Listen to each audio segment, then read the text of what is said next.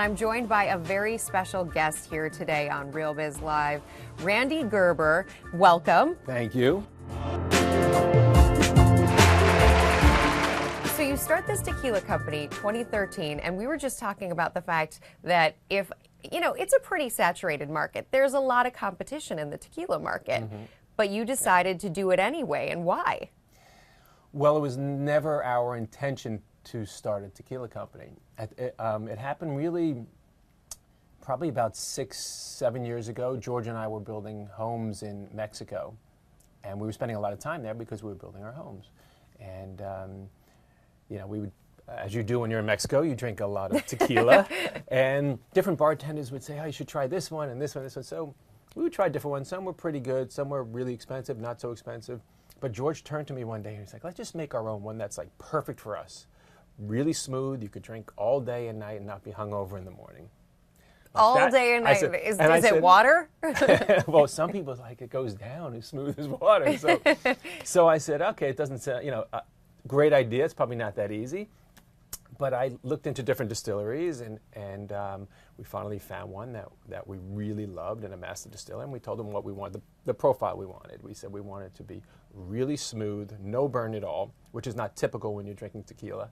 We want to be able to just sip it and not have to mix it with juices or whatever else.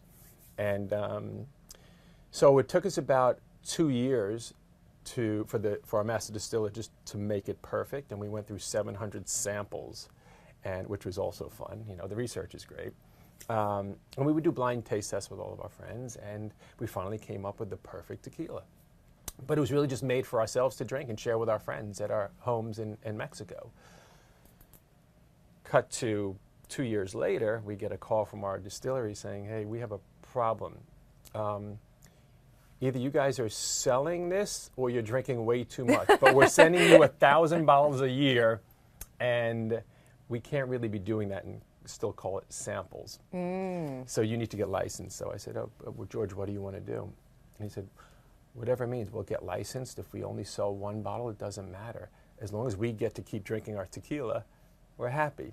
So we kind of we started the company, and it really took off immediately. People just knew that we had something very special, not your typical tequila. And word got out there, and it just, you know, from there it just took off. Just word of mouth, really. That's incredible that it took off as quickly. Now it's one of the fastest growing, I think it is the fastest growing in the United States tequila brand. Yes, yeah, Casamigos is the fastest growing brand. You named it after your houses. You and George Clooney decided. Yes. So these houses are pretty epic from what I've heard. You have your share of guests who are very well-known guests in the world of Hollywood and whatnot. What was the taste testing like between the two of you? The research and development phase. Well, we really knew the profile that we wanted. Like I said, we just wanted the smoothest, best tasting tequila we can get. And fortunately, we had the time and the patience and the money to make it perfect. And because it was never thought of as, let's start a tequila company, you know, and make a bunch of money, we didn't really care about that. We just wanted it perfect for us. So the process was they would keep sending us samples, and it was so close every time, but even if it was just off a little bit or it had a little bit of burn, or there was something about it that we didn't want to settle. So we'd always have our friends would always be over, which Casamigos, we named our homes Casamigos way before the tequila, and which loosely translates to House of Friends, because that's what it was about.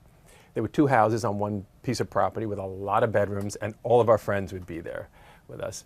So we'd sit around and we'd all try it, and we'd do blind taste tests, you know, against all of the other brands that are out there that are maybe ultra premium that we thought people are really drinking. And there came a point where we kept winning every time they would choose Casamigos. So not only did we love it, but we knew once all of our friends were agreeing with these blind taste tests that it was their favorite as well. We said, this is it. I mean, we got what we wanted. Launch. Yeah. Your background, so you came from the nightlife business, and are still in the nightlife business in a pretty significant way. What did it take? And for the person out there who's just kind of thinking of dabbling in this space, what are some of the biggest mistakes you think people make trying to get into the spirits business? I think The biggest mistake is probably trying to come up with something that you may think people want, or designing, as you can see, we don't have any, this isn't like a fancy bottle. This is just a regular, what we wanted. Our samples were coming in a bottle like this. So for us, I think a lot of companies try and fool the consumer by coming up with a fancy bottle, or that's where they spend their time and their energy. Exactly. Like, well, if we promote it this way, or if we hire this celebrity to promote it, even though they don't drink it, maybe we can fool the consumers to think that, oh, that's their brand, or here's a beautiful bottle, it must be good. We weren't even thinking about that. George and I made it for us to drink. And everything is authentic about it. From the bottle, which was our samples were coming in this, but it was plastic. So we just turned it into glass. Casamigos was the name of our homes. It means house of friends. So that's the name of our tequila. So we didn't have to make up a story. And I think people appreciate the authenticity of a brand. It has to be really great. And especially today, that with social media, you can't have a product that's not good just because the bottle looks People good. are going to say it's not good. They're going to say if it's not good. Exactly. So, we don't hire outside marketing companies to do research and outside. Who needs outside marketing companies when you're Rande Gerber and George Clooney? Come on. And your wife is Cindy Crawford. I mean, you've got like the dream team right there. Yes. I want to make sure people out there know we are taking questions on social media. Erica Scott will yell out any questions that people have that are good. I want to think about for entrepreneurs out there, because I know there's a lot of people who are aspiring. You started out back in the day. You were the not so long ago. But I think people will look at someone like you and be like, yeah, he's married to Cindy Crawford and hanging out with George Clooney, so whatever, he's got it made. Do you know what I mean? But the reality is, everybody starts somewhere. Yes. And when you were just getting started, all of those, Hollywood accoutrements, they weren't there. So you started out here in New York. So if you were to go back to those early stages of your career, what were some of the things you think you did that really shaped and helped you become as successful as you've become? Well, it started with when I opened my first bar, I did it based on, where I would want to go and the way I entertained at home. So once again, I didn't look at the market and say, what's out there and what's how do I make something missing. Super cool or whatever? Right. I just did it from myself, and I said, well, I want to hang out on a couch and listen to some good, mellow rock and roll, and I want the lighting to be beautiful, and I want it to smell like, frankincense or whatever it might be. Not like Bud Light on the floor. Yes, exactly. So I created it for myself. The same with Casamigos. Yeah. So I think when you do something for yourself, not everyone, I'm not saying that everyone should like what I do, but at least it's authentic and you're doing something that you want. And if you want it, there's a good chance other people will want it, rather than trying to have this idea in your head that there's some other consumer out there that's interested in something. Yeah. You're thinking, well, what is missing in the market that I desire, that I would really like to have? Yeah. Even if there are places or products out there that you like, but you think you can make it that much better, as long as you're doing it authentically for yourself, and you think, oh, there's a beautiful, nightclub, but I wish the lights were dimmer, and I wish the couches were more comfortable, and I wish so then do it and make it the way you feel you want it for yourself, and then hopefully people will come and it works out. Bar business is a tough business to get into early on, especially I hear a lot about my friends who are in that business, that hiring people that you can trust. I mean, one of the bigger issues, I guess, is that people who work in bars often steal from the bar itself, the alcohol or the cash register, right? So how do you hire when you're building up these companies? How do you think about hiring? And if someone out there is listening and really wants a job with Rande Gerber, how do they get one? Well, for me, so let's say, starting with the bar business, if I would go into other bars or restaurants, even before I thought about opening places, but especially after, when I said, you know what, I'm going to open up my own bar. If there was a bartender that I really liked, they had a good personality, they were great with customers, I would say, if you ever want a job, I would love to hire you. Or a waitress, or a busboy. Like when I started Gerber Group many years ago, there are people still working at Gerber Group that started with me 20-something years ago, and they just move up in the company. So I look for, with Casamigos, 90% of the people were never in the liquor business. They were customers of the brand that loved it. I look for young, passionate people that really believe in the brand. Not someone that used to work for this company or that company and is looking for another sales job, because then that's not authentic. Well, you were selling vodka, 3 months ago. Now you want to sell tequila. So a lot of people come to us through Facebook, saying, I love the brand. I'm a bartender. That's all I sell, and it's all I drink because I love it so much. And if there are any openings, let us know. So we're constantly hiring that way. And to me, it's more important to have young, talented, passionate people working for you that really believe in a brand, as opposed to others that might have gone. Resume builders. Yes, that have gone from this brand to this brand to this brand, because it's not believable. When I was on the other side, when I had the bars and restaurants, I would have salespeople come into me all the time that, wait, I just saw you 4 months ago when you were selling this, and now you're selling this. It's hard to believe that sales pitch.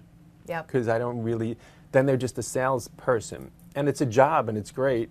And if you have a great brand, then it speaks for itself anyway. But I prefer to hire, within my company.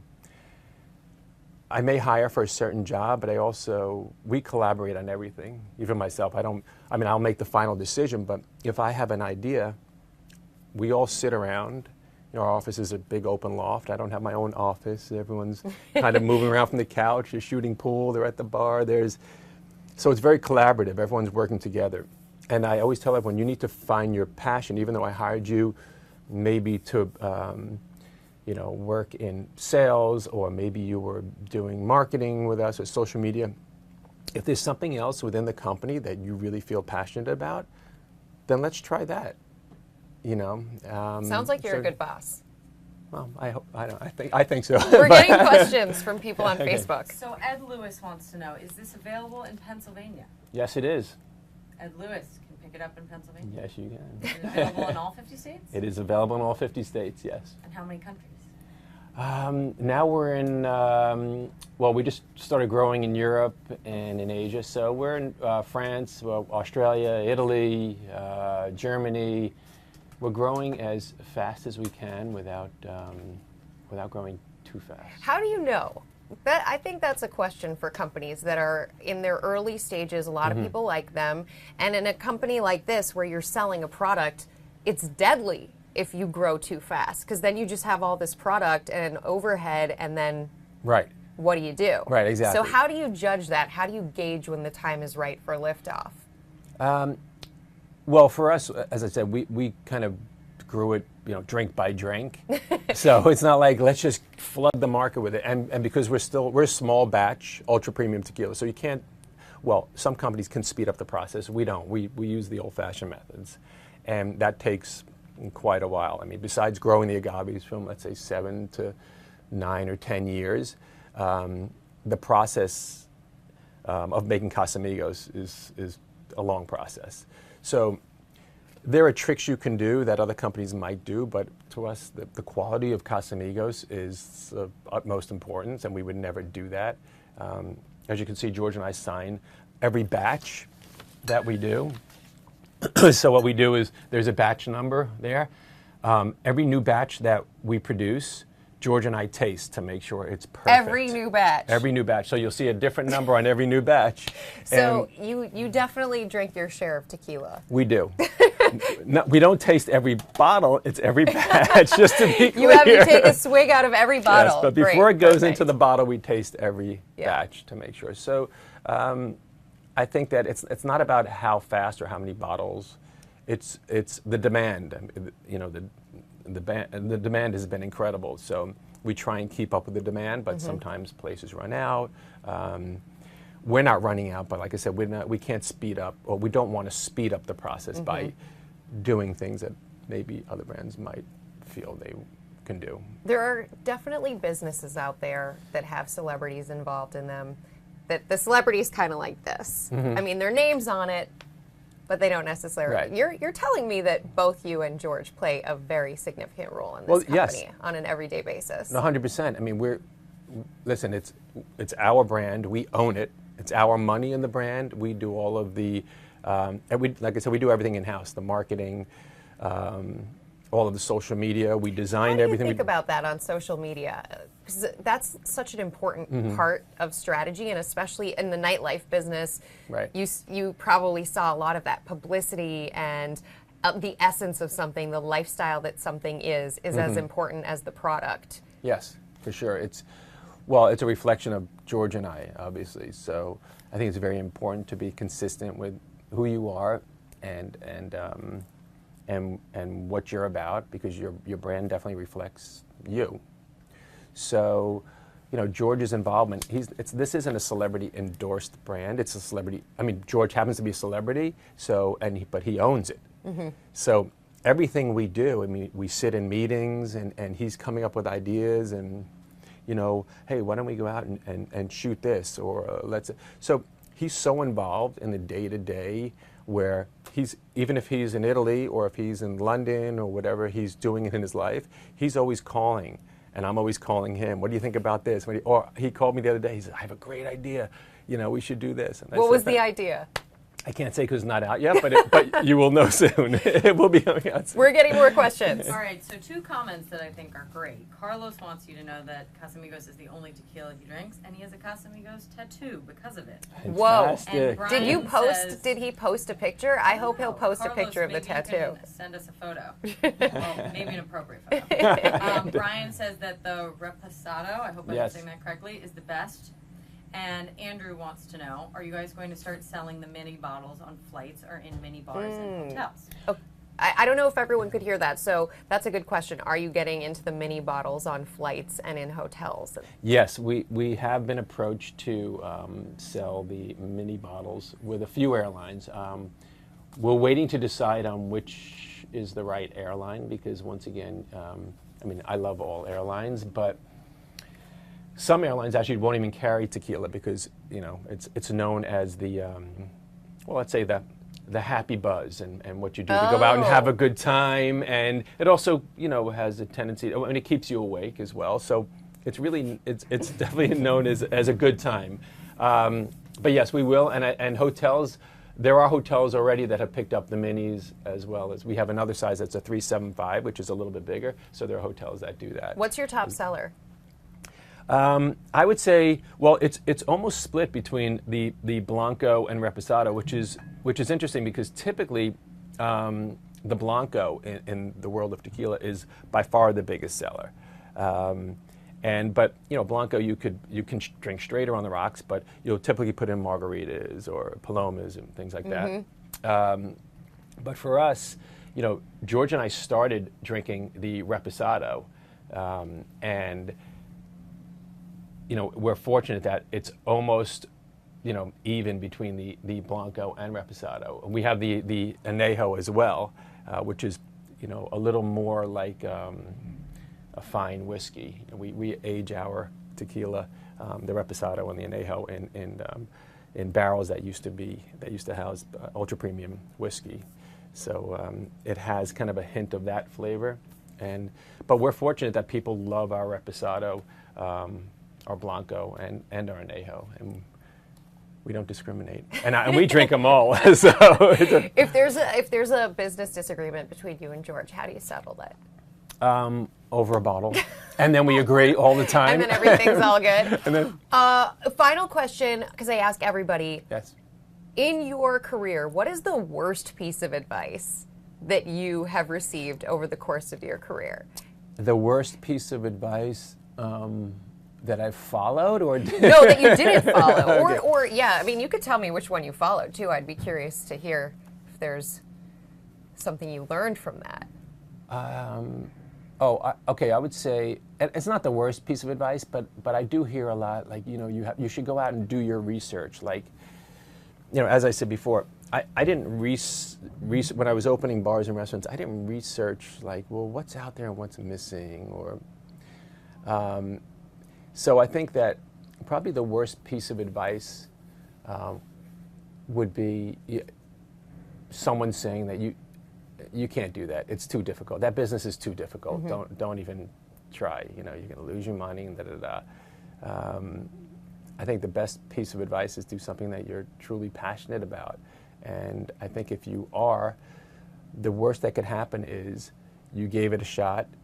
It's not going to always be in your head like, what if I would have done that? What if I would have done that? So I really think that you have to follow, especially in the world of business, something that you're really passionate about and give it a try. And hopefully things work out. And then if it does, then whatever, you'll make some money doing it. But at least you'll enjoy going to work every day, which I still do.